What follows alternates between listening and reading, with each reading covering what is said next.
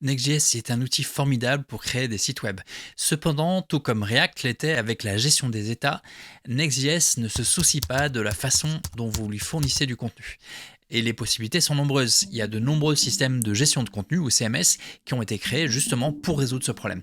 Mais si vous êtes un développeur solo ou une petite équipe, vous n'avez pas besoin de payer pour un service externe. Il y a une meilleure solution, cette solution c'est Markdown. Alors laissez-moi vous expliquer pourquoi j'utilise Markdown avec Next.js, pourquoi ça peut être une bonne idée pour vous aussi si vous utilisez Next.js, 2. Les problèmes que j'ai rencontrés en travaillant avec Markdown, et 3. Comment j'utilise un outil qui s'appelle Content Layer pour résoudre ces problèmes. Rentrons maintenant dans le vif du sujet. Tout d'abord, pourquoi j'utilise Markdown pour créer du contenu pour Next.js. J'ai utilisé Markdown chaque fois que j'ai pu, à la fois pour mes sites perso et pour mon travail. Et il y a de nombreuses raisons pourquoi je préfère Markdown. Parce que Markdown nous donne une liberté que d'autres solutions n'ont pas. Tout d'abord, il est gratuit, il y a besoin d'autre qu'un autre outil supplémentaire. C'est un fichier texte tout simple, ça signifie qu'on peut le modifier dans n'importe quel éditeur de texte, même sur GitHub.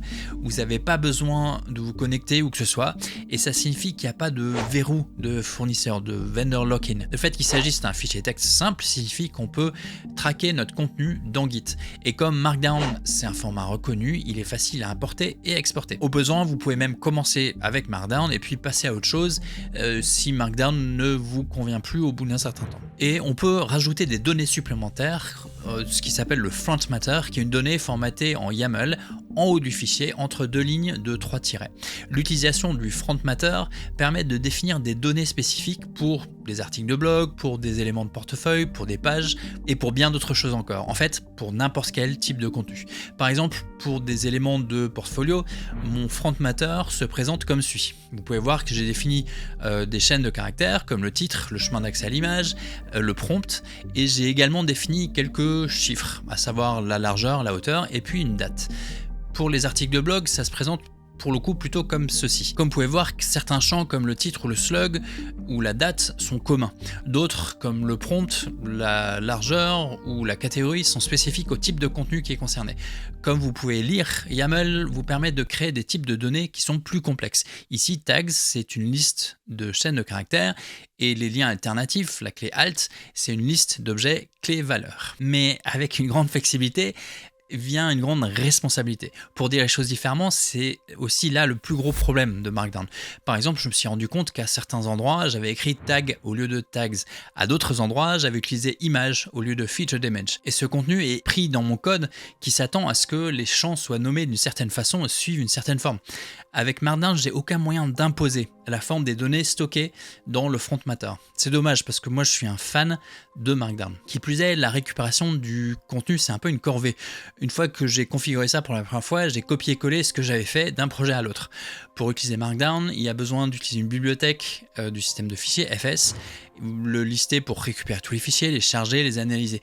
Mais s'il y a deux choses que j'ai apprises en tant que développeur, c'est que d'abord, la lecture et l'écriture de fichiers au moment du runtime doivent être évitées autant que possible.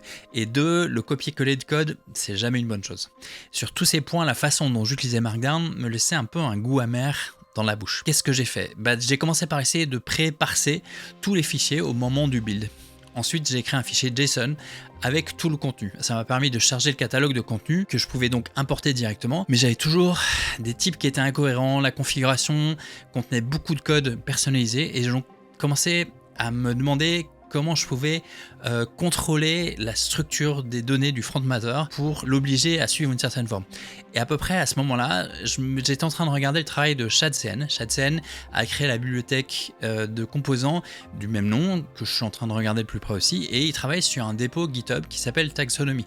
Taxonomy contient beaucoup de code intéressant si vous êtes intéressé par Next.js, des choses comme comment intégrer des bases de données, comment s'intégrer avec Stripe. Et dans le dépôt Taxonomy, il mentionne qu'il utilise une bibliothèque qui s'appelle Content Layer.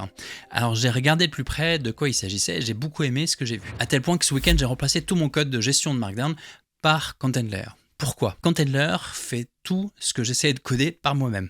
Vous commencez par définir un schéma pour votre contenu. Par exemple, mon schéma pour les éléments de portfolio se ressemble à peu près à ceci. Comme vous pouvez voir, le nom correspond au type de contenu.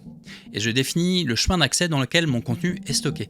Je définis aussi les différents champs, leurs types, et s'ils sont obligatoires ou pas. Par exemple, title, slug et image sont des chaînes obligatoires, width et height sont des nombres obligatoires, et prompt est une chaîne facultative. J'indique ensuite à ContentLayer quel type de contenu j'ai et où est-ce qu'il se trouve en appelant la fonction makeSource. En utilisant toutes les informations que je lui ai fournies, ContentLayer lit alors tous les fichiers qui correspondent au chemin que j'ai indiqué. Il vérifie que les données qu'ils contiennent correspondent bien au schéma que j'ai défini. Il vérifie aussi qu'il n'y a pas de champs supplémentaires et que tous les champs obligatoires sont bien présents. Et il vérifie aussi que tous les champs contiennent bien le bon type de données. En utilisant ce schéma, ContentLayer définit ensuite un type TypeScript que je peux utiliser directement dans mon code et un accesseur qui me fournit tout le contenu qui correspond à ce type.